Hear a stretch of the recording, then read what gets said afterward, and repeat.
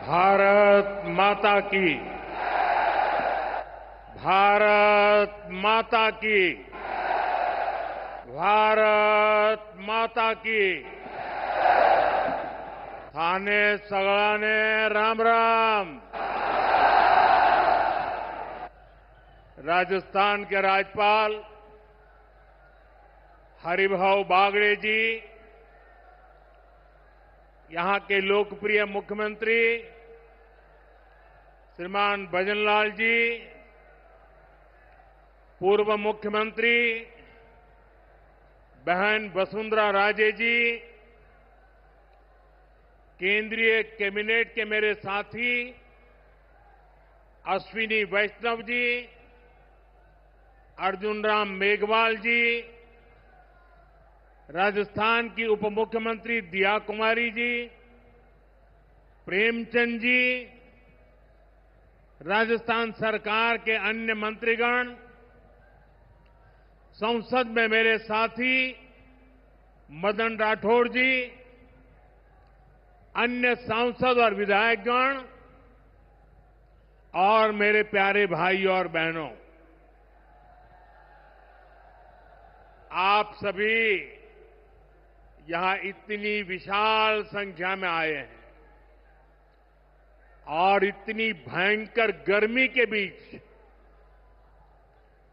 और आज इस कार्यक्रम से देश के 18 राज्य और केंद्र शासित प्रदेशों से भी लाखों लोग ऑनलाइन आज यहां हमारे साथ जुड़े हैं।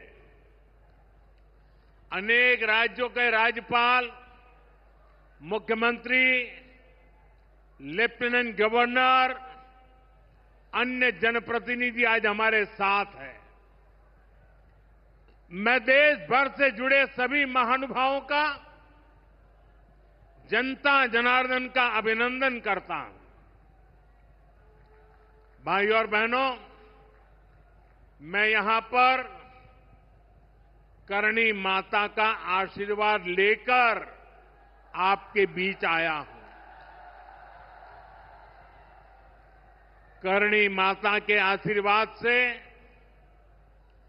विकसित भारत बनाने का हमारा संकल्प और मजबूत हो रहा है। थोड़ी देर पहले विकास से जुड़ी 26,000 करोड़ रुपए की परियोजनाओं का यहां शिलान्यास और लोकार्पण हुआ है। मैं इन परियोजनाओं के लिए देशवासियों को, राजस्थान के मेरे भाई बहनों को बहुत बहुत बधाई देता हूं। साथियों, विकसित भारत बनाने के लिए आज देश में आधुनिक इंफ्रास्ट्रक्चर बनाने का बहुत बड़ा महायज्ञ चल रहा है। हमारे देश की सड़कें आधुनिक हो, हमारे देश के एयरपोर्ट आधुनिक हो, हमारे यहां रेल और रेलवे स्टेशन आधुनिक हो, इसके लिए पिछले 11 साल में अभूतपूर्व गति से काम किया गया है। आप कल्पना कर सकते हैं, इंफ्रास्ट्रक्चर के इन कामों पर देश पहले जितना पैसा खर्च करता था, आज उससे 6 गुना ज्यादा पैसा खर्च कर रहा है। 6 गुना ज्यादा। आज भारत में हो रहे इन विकास कार्यों को देखकर दुनिया भी हैरान है। आप उत्तर में जाएंगे तो चिनाब ब्रिज जैसा निर्माण देखकर लोग हैरान है। पूर्व की तरफ जाएंगे तो अरुणाचल की सेला टनल, असम का बोगीबिल ब्रिज आपका स्वागत करते हैं। पश्चिम भारत में आएंगे तो मुंबई में समंदर पर बना अटल सेतु नजर आएगा। सुदूर दक्षिण में देखेंगे तो पंबन ब्रिज मिलेगा, जो अपनी तरह का देश का पहला ब्रिज है। साथियों, आज भारत अपनी ट्रेनों के नेटवर्क को भी आधुनिक कर रहा है। ये वंदे भारत ट्रेनें, अमृत भारत ट्रेनें, नमो भारत ट्रेनें, ये देश की नई गति और नई प्रगति को दर्शाती है। अभी देश में करीब 70 रूट पर वंदे भारत ट्रेनें चल रही है। इससे दूर सुदूर के इलाकों में भी आधुनिक रेल पहुंची है। बीते 11 साल में सैकड़ों रोड ओवरब्रिज और रोड अंडरब्रिज का निर्माण किया गया है।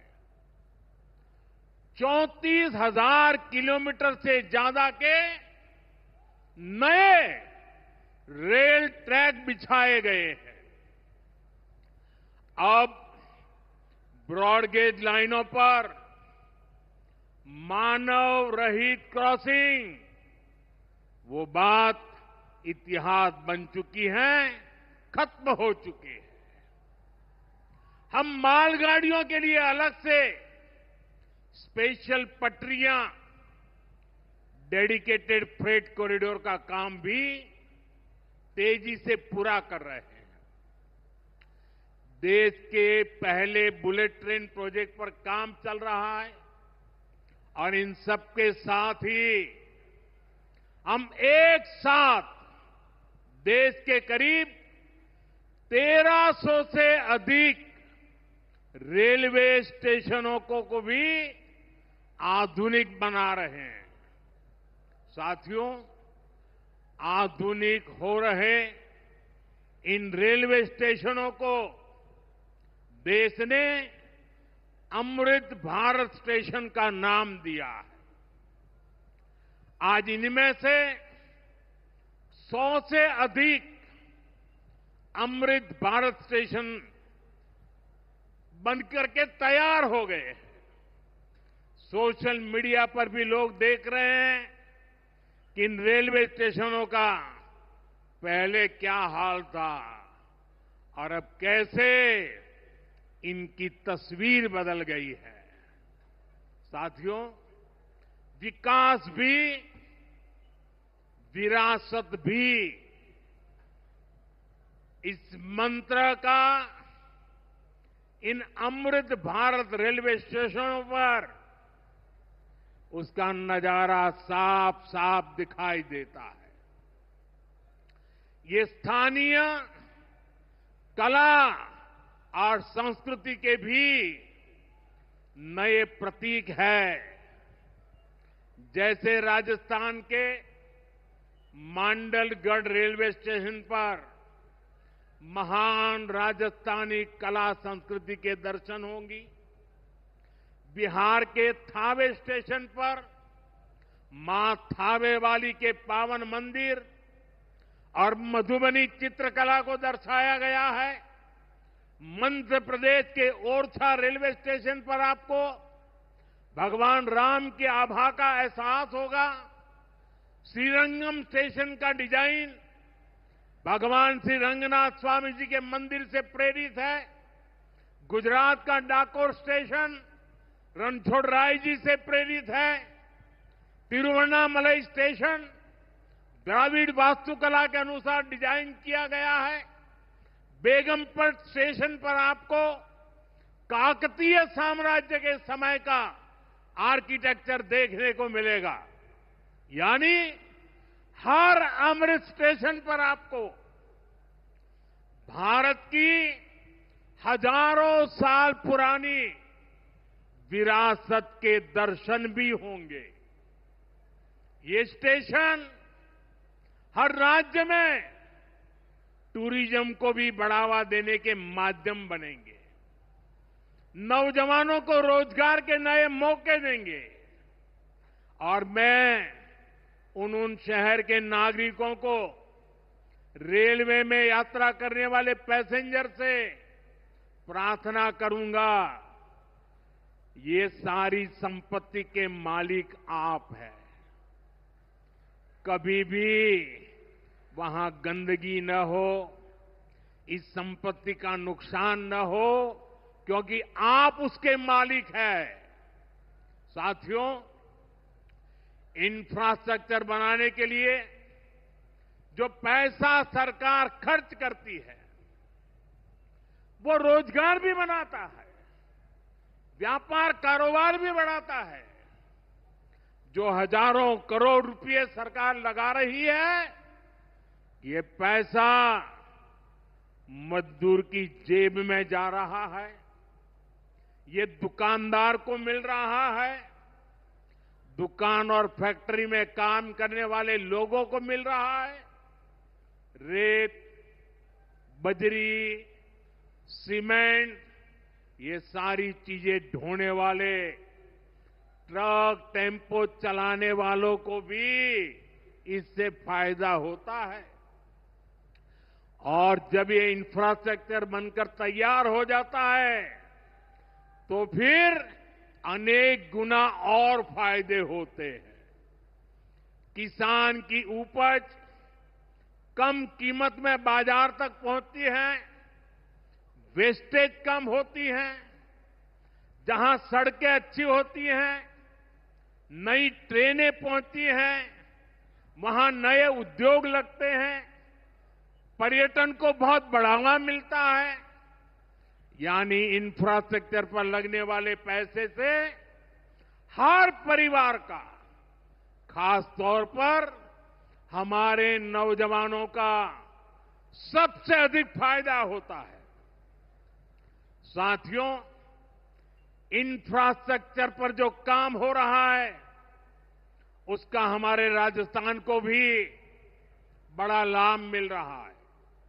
आज राजस्थान के गांव-गांव में अच्छी सड़कें बन रही हैं, बॉर्डर के इलाकों में भी शानदार सड़कें बन रही हैं।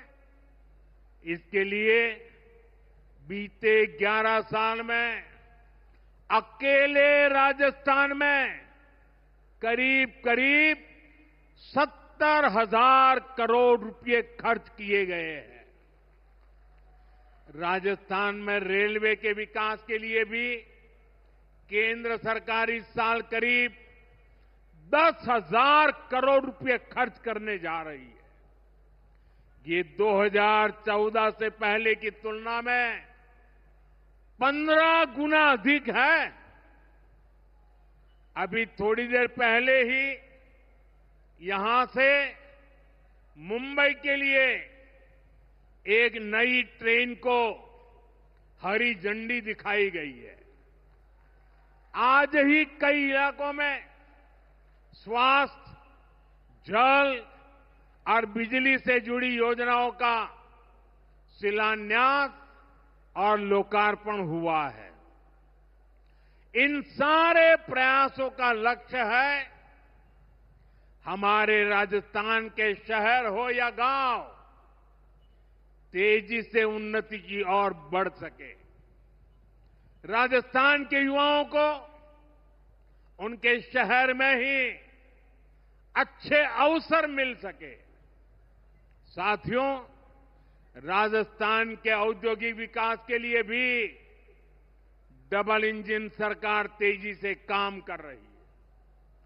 अलग अलग सेक्टर्स के लिए यहां भजनलाल जी की सरकार ने नई औद्योगिक नीतियां जारी की है। बीकानेर को भी इन नई नीतियों का लाभ मिलेगा। और आप तो जानते हैं, जब बीकानेर की बात आती है तो बीकानेरी भुजिया का स्वाद,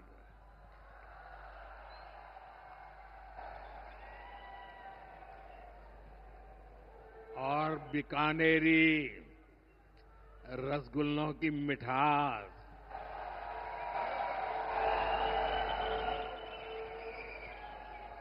विश्व भर में अपनी पहचान बनाएगी भी और बढ़ाएगी भी। राजस्थान की रिफाइनरी का काम भी अंतिम चरण में है। इससे राजस्थान पेट्रोलियम आधारित उद्योगों का प्रमुख हब बनेगा। अमृतसर से जामनगर तक जो 6 लेन का इकोनॉमिक कॉरिडोर बन रहा है, वो राजस्थान में श्रीगंगानगर, हनुमानगढ़, बीकानेर, जोधपुर, बाड़मेर और जालोर से गुजर रहा है। दिल्ली मुंबई एक्सप्रेसवे का काम भी राजस्थान में लगभग पूरा हो गया है। कनेक्टिविटी का यह अभियान राजस्थान में औद्योगिक विकास को नई ऊंचाई पर ले जाएगा। साथियों, राजस्थान में पीएम सूर्यघर मुफ्त बिजली योजना भी तेजी से आगे बढ़ रही है। इस योजना से राजस्थान के 40,000 से ज्यादा लोग जुड़ चुके हैं। इससे लोगों का बिजली बिल 0 हुआ है और लोगों को सोलर बिजली पैदा करके कमाई का नया रास्ता भी मिला है। आज यहां बिजली से जुड़े कई प्रोजेक्ट का शिलान्यास और लोकार्पण हुआ है। इनसे भी राजस्थान को और ज्यादा बिजली मिलेगी। बिजली का बढ़ता उत्पादन भी राजस्थान में औद्योगिक विकास को नई गति दे रहा है। साथियों, राजस्थान की ये भूमि रेत के मैदान में हरियाली लाने वाले महाराजा गंगा सिंह जी की भूमि है। हमारे लिए पानी का क्या महत्व है, यह इस क्षेत्र से बेहतर भला कौन जानता है। हमारे बीकानेर, श्रीगंगानगर, हनुमानगढ़, पश्चिम राजस्थान के ऐसे अनेक क्षेत्रों के विकास में पानी का बहुत बड़ा महत्व है। इसलिए एक तरफ हम सिंचाई परियोजनाओं को पूरा कर रहे हैं और साथ ही नदियों को जोड़ रहे हैं। पार्वती, काली सिंध, चंबल लिंक परियोजना से राजस्थान के अनेक जिलों को लाभ होगा। यहां की धरती, यहां के किसानों को फायदा होगा। साथियों,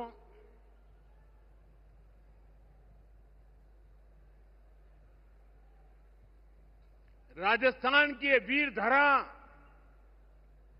हमें सिखाती है कि देश और देशवासियों से बड़ा और कुछ नहीं।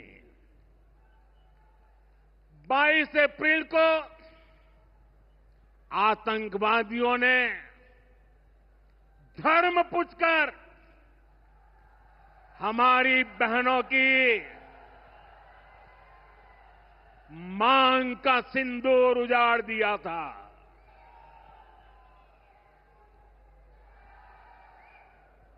वो गोलियां पहलगाम में चली थी, लेकिन उन गोलियों से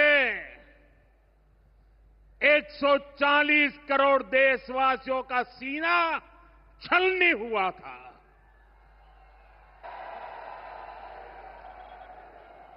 इसके बाद हर देशवासी ने एकजुट होकर संकल्प लिया था कि आतंकवादियों को मिट्टी में मिला देंगे, उन्हें कल्पना से भी बड़ी सजा देंगे। आज आपके आशीर्वाद से, देश की सेना के शौर्य से हम सब उस प्रण पर खरे उतरे हैं।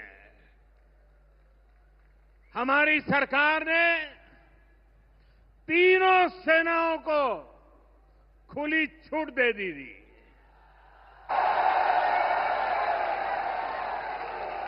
और तीनों सेनाओं ने मिलकर ऐसा चक्रव्यूह रचा कि पाकिस्तान को घुटने टेकने के लिए मजबूर कर दिया।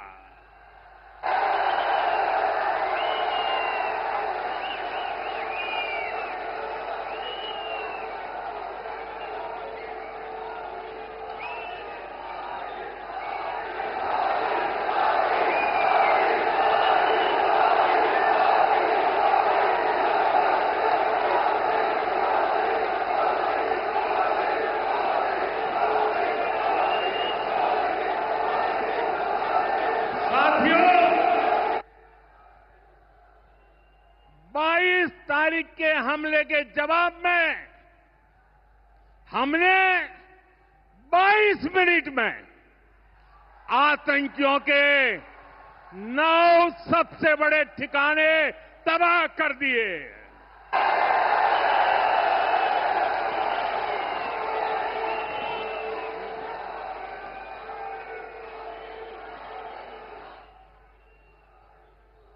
दुनिया ने और देश के दुश्मनों ने भी देख लिया कि जब सिंदूर बारूद बन जाता है तो नतीजा क्या होता है।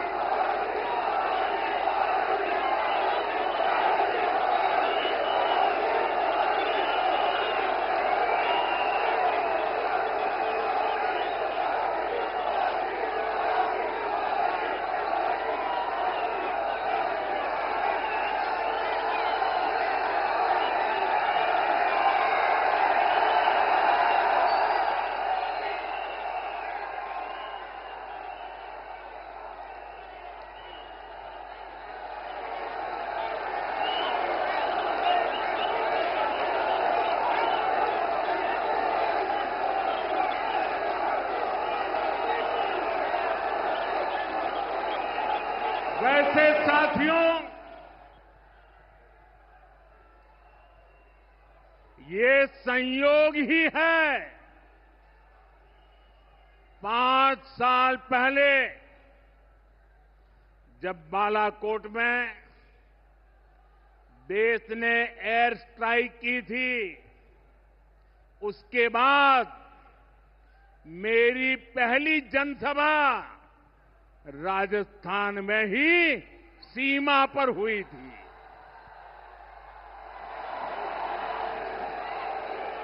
वीर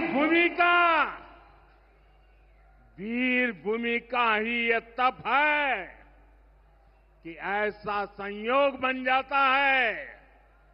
अब इस बार जब ऑपरेशन सिंदूर हुआ तो उसके बाद मेरी पहली जनसभा फिर यहां वीरभूमि राजस्थान की सीमा पर बीकानेर में आप सभी के बीच हो रही है।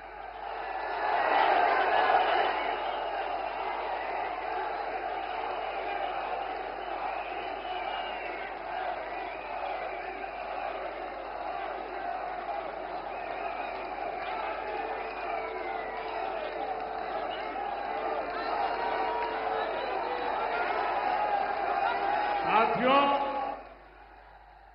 चूरू में मैंने कहा था,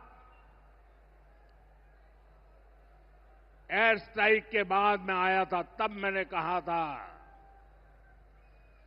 सौगंध मुझे इस मिट्टी की, मैं देश नहीं मिटने दूंगा, मैं देश नहीं झुकने दूंगा।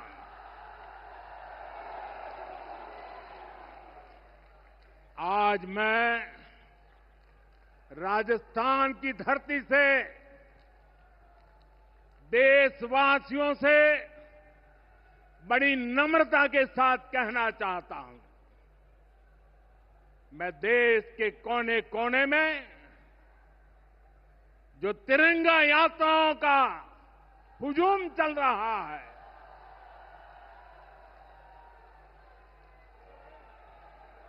मैं देशवासियों से कहता हूं,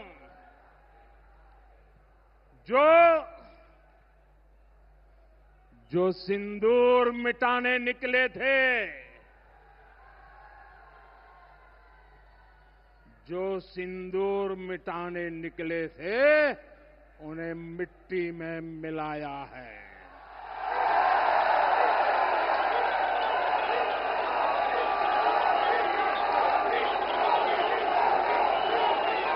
जो हिंदुस्तान का लहू बहाते थे, जो हिंदुस्तान का लहू बहाते थे, आज कतरे कतरे का हिसाब चुकाया है।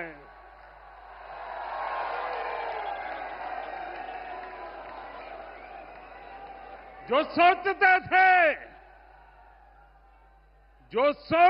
थे भारत चुप रहेगा, आज वो घरों में डूब डूब के पड़े हैं।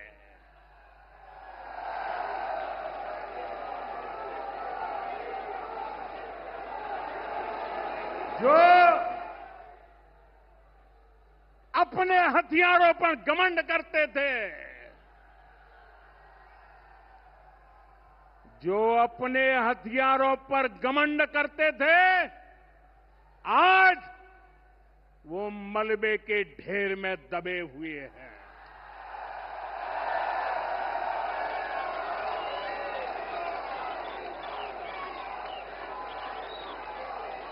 मेरे प्यारे देशवासियों, ये शोध प्रतिशोध का खेल नहीं, ये शोध प्रतिशोध का खेल नहीं, ये न्याय का नया स्वरूप है।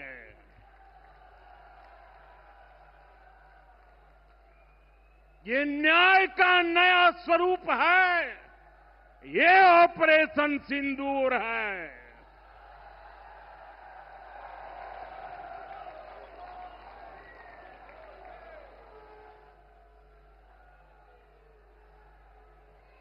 ये सिर्फ आक्रोश नहीं है, ये सिर्फ आक्रोश नहीं है, ये समर्थ भारत का रौद्र रूप है। ये भारत का नया स्वरूप है।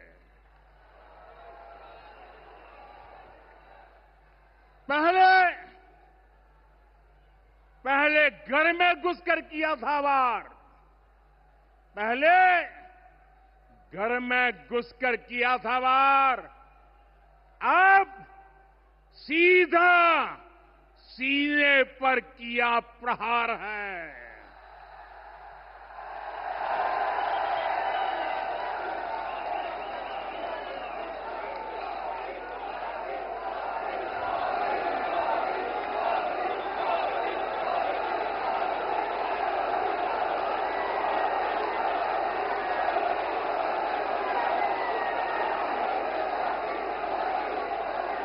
आतंक का फन कुचलने की,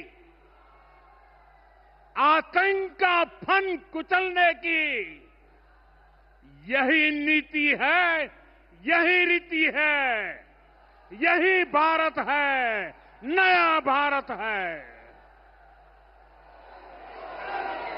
ये भारत माता की, भारत माता की, भारत माता की। ऑपरेशन सिंदूर ने आतंकवाद से निपटने के 3 सूत्र तय कर दिए हैं। पहला, भारत पर आतंकी हमला हुआ तो करारा जवाब मिलेगा।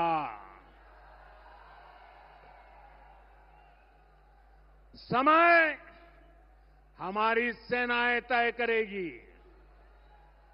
तरीका भी हमारी सेनाएं तय करेगी और शर्तें भी हमारी होगी। दूसरा, एटम बम की गीदड़ बप्तियों से भारत डरने वाला नहीं है। और तीसरा, हम आतंक के आकाओं और आतंकी सरपरस्त सरकार को अलग अलग नहीं देखेंगे, उन्हें अलग अलग नहीं देखेंगे, उन्हें एक ही मानेंगे। पाकिस्तान का ये स्टेट और नॉन स्टेट एक्टर वाला खेल अब नहीं चलेगा। आपने देखा होगा,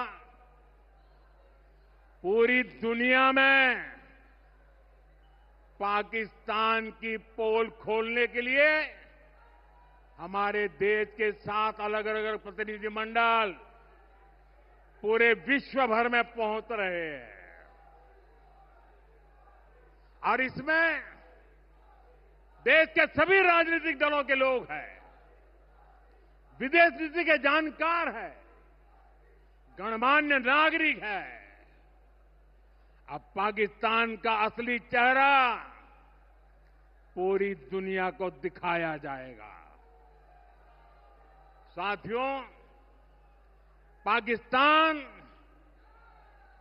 भारत से कभी सीधी लड़ाई जीत ही नहीं सकता। जब भी सीधी लड़ाई होती है तो बार बार पाकिस्तान को मुंह की खानी पड़ती है। इसलिए पाकिस्तान ने आतंकवाद को भारत के खिलाफ लड़ाई का हथियार बनाया है। आजादी के बाद पिछले कई दशकों से यही चला आ रहा था। पाकिस्तान आतंक फैलाता था, निर्दोष लोगों की हत्याएं करता था, भारत में डर का माहौल बनाता था। लेकिन पाकिस्तान एक बात भूल गया, अब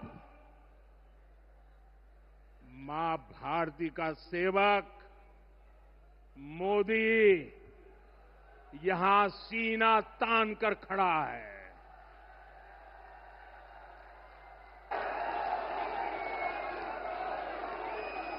मोदी का दिमाग ठंडा है, ठंडा रहता है, लेकिन मोदी का लहू गर्म होता है।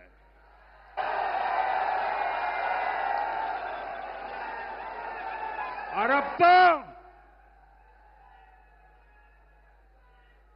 मोदी की नसों में लहू नहीं, गरम सिंदूर बह रहा है।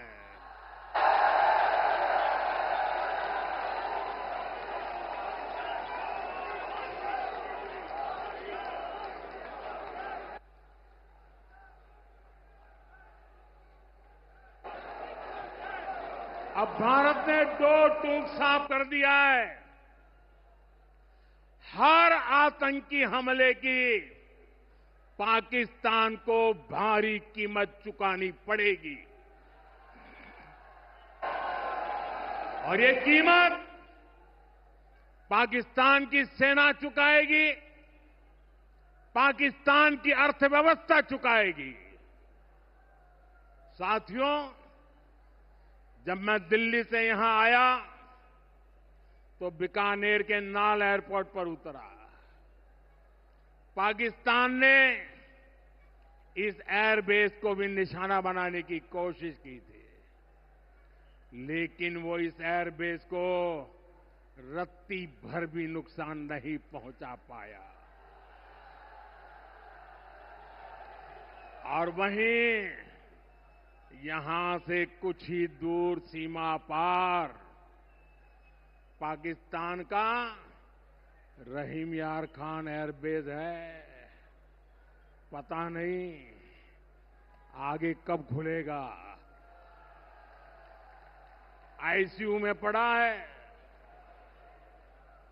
भारत की सेना के अचूक प्रहार ने इस एयरबेस को तहस नहस कर दिया है। साथियों, पाकिस्तान के साथ न ट्रेड होगा न टॉक। अगर बात होगी तो सिर्फ पाकिस्तान के कब्जे वाले कश्मीर की, पीओके की। और अगर पाकिस्तान ने आतंकियों को एक्सपोर्ट करना जारी रखा तो उसको पाई पाई के लिए मोहताज होना होगा। पाकिस्तान को भारत के हक का पानी नहीं मिलेगा। भारतीयों के खून से खेलना पाकिस्तान को महंगा पड़ेगा। ये भारत का संकल्प है और दुनिया की कोई ताकत हमें इस संकल्प से टिका नहीं सकती है।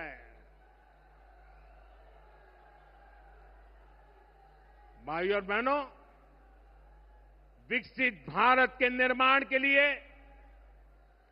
सुरक्षा और समृद्धि दोनों जरूरी है। ये तभी संभव है जब भारत का कोना कोना मजबूत होगा।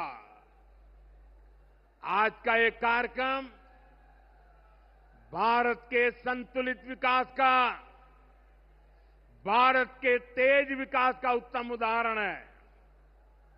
मैं एक बार फिर इस वीर धरा से सभी देशवासियों को बधाई देता हूं।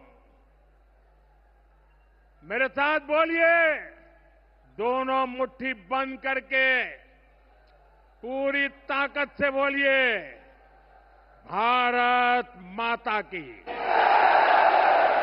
भारत माता की, भारत माता की।